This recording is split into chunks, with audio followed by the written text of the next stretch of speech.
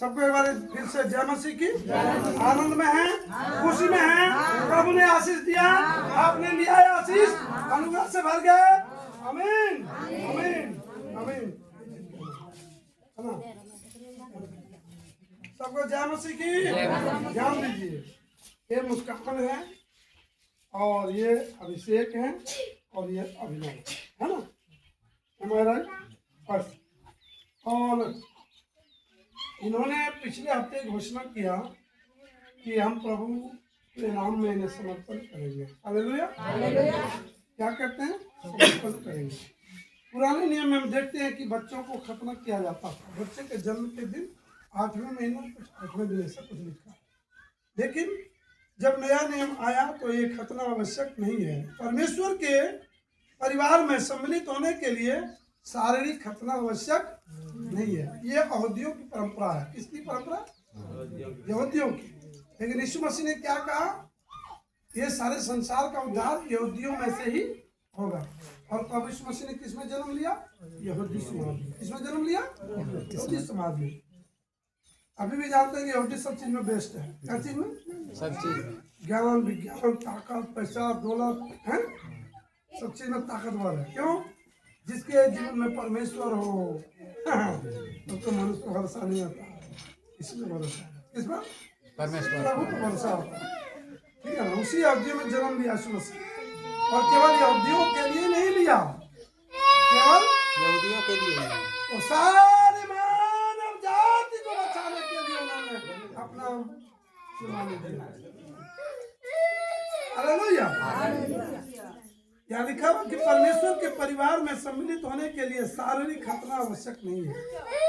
नहीं कैसे खतना मुस्लिम और यहूदी में होता है। लेकिन यहाँ कहता है कि जब यीशु मसीह आया तो ये सारे नियम ढकोसला अंधविश्वास पाखंड क्या हुआ? खत्म हो गया। हालेलुया। यीशु मसीह ने क्या किया? ये सब ये पाखंड में सब चीज क्या हुआ? ये सब खत्म हो गया। और उसने सिर्फ कहा केवल विश्वास करने से तुम परिवार परमेश्वर के परिवार में शामिल हो जाता है। इस क्या करने से? केवल विश्वास। दादा सुनिएगा, किस क्या करने से? विश्वास करने। केवल यीशु मसीह में विश्वास कि यीशु मसीह ने हमारे पापों के लिए जान दे दिया। ये विश्वास परमेश्वर के परिवार में हम शामिल हो जाते हैं, है ना? हालेलुया। और कुछ करने की जरूरत नहीं है। न पाखंड कल्पना करने की जरूरत है, न बलिदान देने की जरूरत है, न पाठा काटने की जरूरत है, न आपको तीर्थाटन करने की जरूरत है, न पहाड़ पे जाने की जरूरत है, न नदी में जाने की जरूरत है।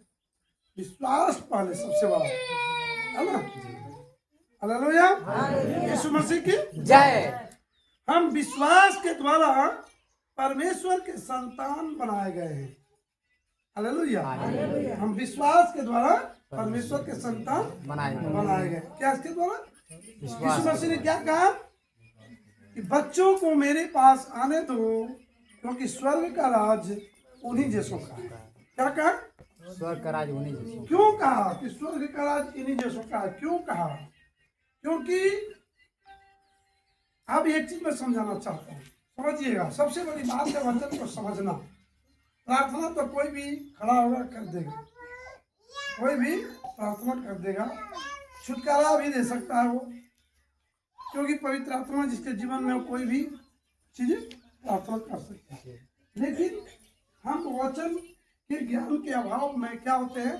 हम फेल हो जाते हैं। मसीह जीवन क्या होता है? फेल हो जाता है। हालेलुया।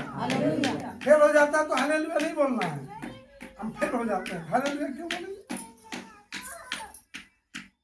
हम आनंद में आते हैं, आशीष पाते हैं, हालेलुया बोलते हैं। हालेलुया। वचन यदि आपके जीवन में नहीं है तो जब विपत्ति या दुख आता है किसी के जीवन में तो आप क्या बोलिएगा? अभी इजराइल और ईरान के बीच युद्ध हो रहा है, उनके पास मिसाइल नहीं होता तो क्या चीज से लड़ता हो? लड़ पाता? तो मार ये मार रहा बम, वो मार रहा बम, मार रहा है, मार रहा ना। लेकिन सुनो, अंत के दिनों में ये सब लड़ाइयाँ होगा। अंत के दिनों में ये सब लड़ाइयाँ होगा। वचन को जिसलिए कहते जानिए।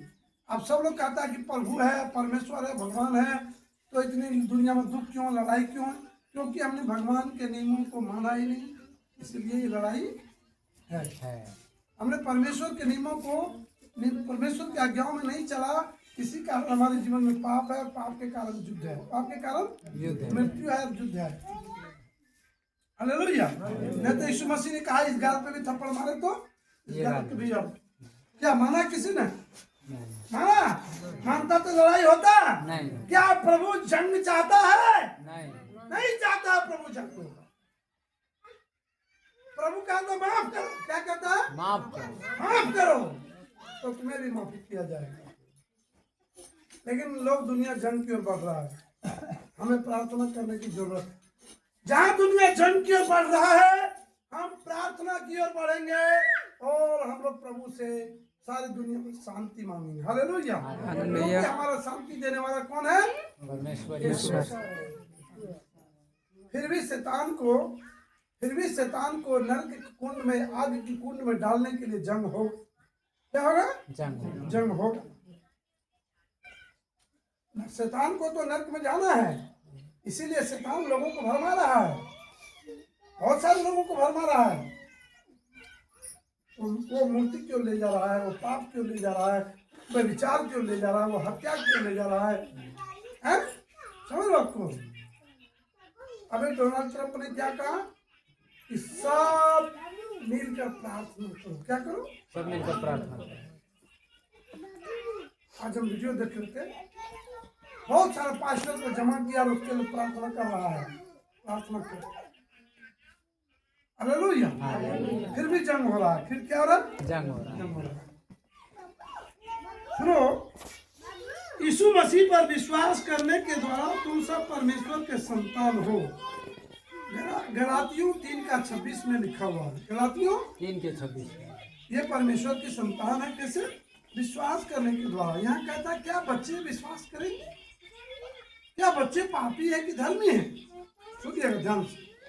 बहुत सब जगह आंसर इसका नहीं मिलेगा। जो माँ के गर्भ में बच्चा हुआ और अभी जन्म लिया, क्या वो पापी है कि धर्मी है? सब कहेगा बच्चे धर्मी। क्या कहेगा? धर्मी। बच्चे धर्मी हो। क्या कहेगा? बच्चे धर्मी हो। ऐसा कहता है लोग। वचन क्या कहता है? प्रभु क्या कहता है? जब आदम और हवा ने पाप किया तो वो पाप सब पे आ गया। क्या आ गया? सब पे आ गया। कहा कि हम लोग उसी वंश के हैं, तो इसका मतलब है कि पाप सब पे आ गया। तो जब गर्भ में हमारा बच्चा है उस पर भी पाप आ गया। तो समर्पण होना जरूरी है। समर्पण होना जरूरी है परमेश्वर के नाम में। जब हम प्रभु, माँ बाप भी तो इनके होते हैं गार्जियन, और सबसे बड़ा गार्जियन हुआ प्रभु। जब प्रभु का वचन से समर्पण हुआ तो ये परमेश्वर की नजर में धर्मी बन जाता है। क्योंकि परमेश्वर के वचन लिखा है कि बच्चों को मेरे पास आने दो, क्योंकि स्वर्ग के राज उन्हीं जैसों का है। उन्हीं जैसों हम सबको भी कहता है बच्चे के समान क्या बन जाओ, बच्चे के समान बन जाओ। लेकिन हम क्या करते हैं? एकदम ऐस सीना तान के, लाठी लेकर, डंडा लेकर खड़ा हो जाओ। या तो हम देख लो, देखो बाबू, मैं बात करना चाहता हूँ। प्रभु कहता है नम्रता और यहोवा का फल धन महिमा जीवन है। क्या है? नम्रता और यहोवा का फल धन महिमा जीवन है। आप नम्र नहीं हैं, आप यहोवा का भय नहीं मानते हैं, ये वचन आपके जीवन में पूरा नहीं होगा। धन और महिमा, धन और महिमा।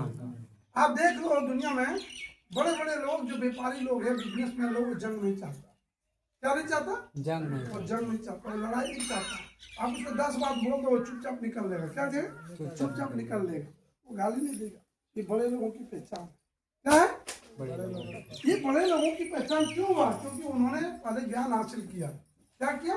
ज्ञान हासिल किया। अच्छे अच्छे लोगों के बीच बैठा, उनको नॉलेज हुआ, फिर वो बढ़ा। अगर हम लड़ेंगे तो क्या हम धन बचा पाएंगे? अगर किसी से लड़ेंगे तो क्या हमें मुकदमा नहीं होगा? किसी से झगड़ा करेंगे क्या हमारे कपार नहीं फूटेंगे?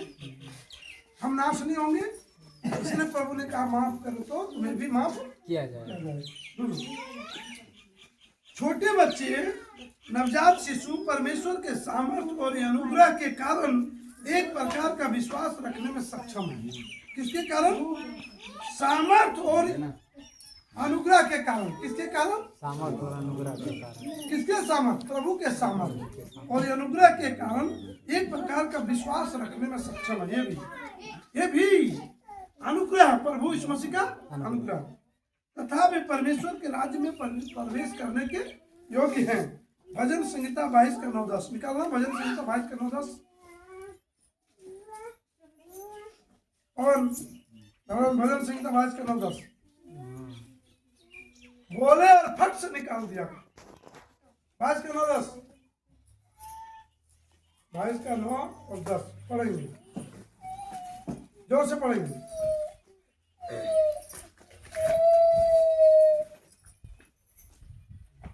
परंतु तू ही ने मुझे गर्भ से निकाला। हाँ। जब मैं दूध पीतवा बच्चा था, तब ही से तूने मुझे भरोसा रखना सिखाया। मैं जन्मते ही तुझी पर छोड़ दिया गया। माता के गर्भ ही से तू मेरा ईश्वर है। हाँ, हालेलुया। हालेलुया। देखिए मार्टिन, देखिए महाराज,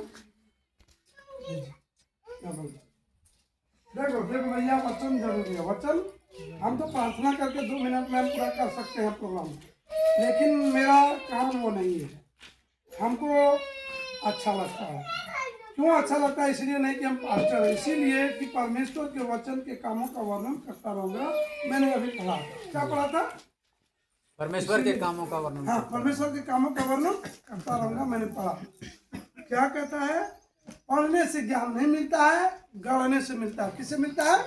गढ़ने से। अगर आपने वचन सुना और फिर वहां दुनिया पर जाके कहेंगे पता नहीं की होते मर दुलावा, पता नहीं की होते मर गया, पता नहीं की होते मर आगे जीवन, भैया इसको कोई भी डॉक्टर चंगा नहीं कर सकता। कहीं भी ले जाओ, आपके मन का मेल दूर नहीं हो सकता। क्यों? आपने परमेश्वर के वचन को तुच्छ जाना। क्या जाना? तुच्छ जाना। और जो परमेश्वर के वचन को तुच्छ जानता, परमेश्वर उसे तुच्छ जानता है।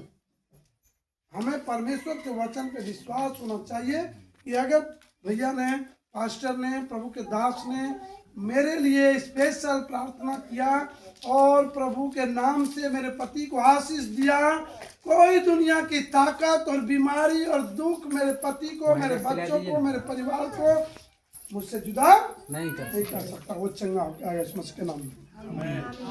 ये विश्वास होना चाहिए दीदी, और यही रखना होगा।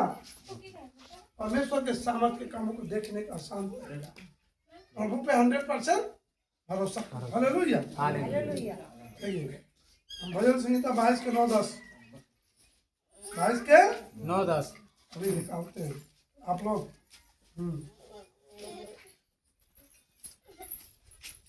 22:9-10 सुनिए। 22:9 में लिखा है, परंतु तू ही ने, परंतु तू ही ने, अर्थात परमेश्वर ने मुझे गर्भ से निकाला। कौन निकाला? परमेश्वर ने गर्भ से निकाला।